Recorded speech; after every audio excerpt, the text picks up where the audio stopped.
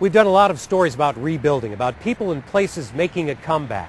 But we've never had a story quite like tonight's story by Anne-Marie Berger. But then there's not a place that's quite like Johnson Shut-in State Park in the Missouri Ozarks. A few years ago, it suffered devastating damage from the rushing waters of a broken reservoir, and a lot of work has gone into restoring the park. Some of that work has been carried out by a band of trailblazing volunteers. That's dedication. I don't know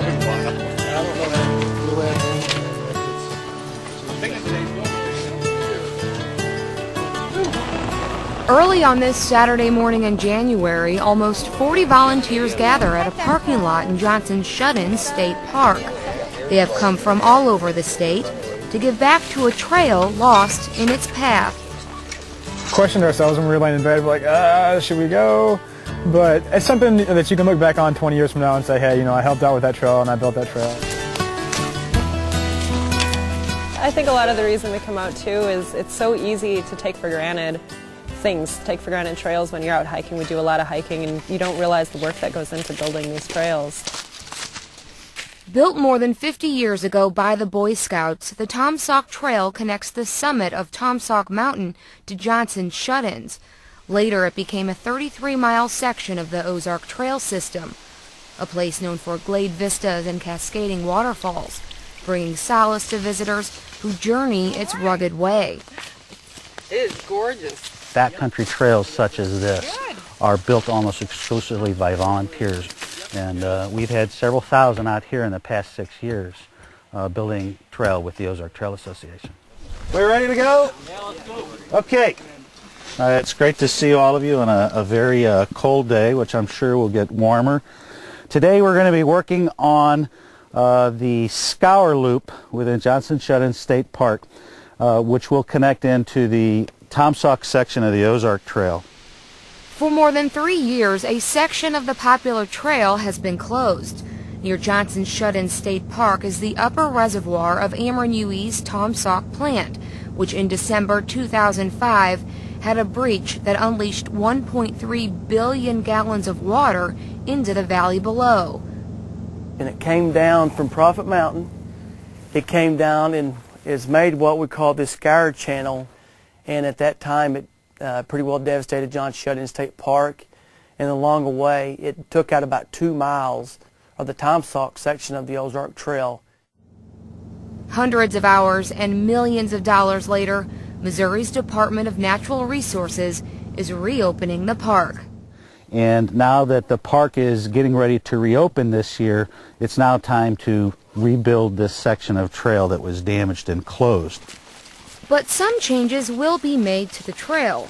The Tomsock section is being rerouted, offering visitors a more scenic hike along the Ozark Trail, and a new loop trail has been developed around the scoured channel.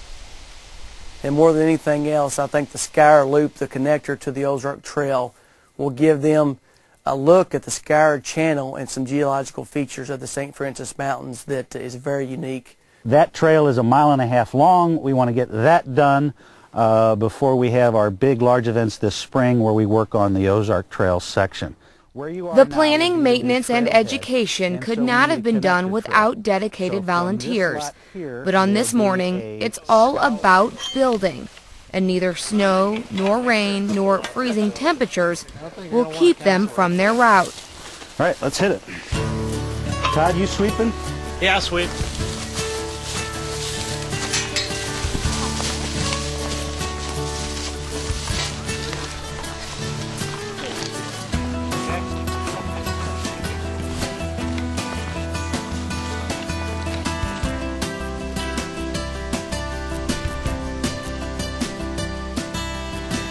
Committed to maintaining and promoting the trail, the Ozark Trail Association welcomes everyone. They come from all walks of life. There's young people out here. There's older people like us that are retired. There's people that have young families, and they all love the Ozark Trail just like we do. Equipped with tools made possible from grants and membership support, seasoned trail builders begin grubbing out the trail, while John and Todd train newcomers. And that is going to mark where it's going to be. So Todd, go ahead and mark where the trail is you think it's going to be. Okay. Now when you do this particular marking, you're going to do it light and quick, okay? And you're going to do it for the entire section of trail that you've got.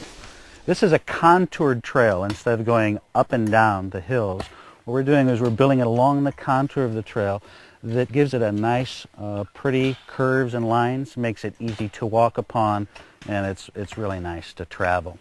You'll see the folks here, after we've designed and laid out this trail, the next step is using hand tools, actually cutting through and creating a walkable surface 18 to 24 inches wide through the hills, and then dressing it up so that it blends in with the hillside.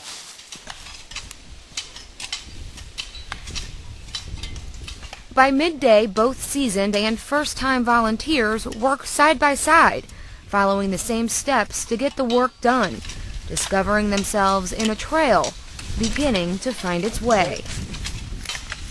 There are volunteers that came today for the first time that are going to get hooked and keep coming back. One of the greatest feelings is what we call the walkout. When these folks here came out today, this hillside that they're working on now looked like the hillside down below. It was leaves, it was steep, you couldn't barely get through it. But this afternoon when they walk out and not only see what they did themselves, but what collectively this group did, they're going to walk on a quarter-mile trail and you get tingles up the back of your neck. It is a great rewarding feeling. It's a way of volunteering and knowing that you did something that will last decades. And it brings people back, and it's kept me here for 11 years.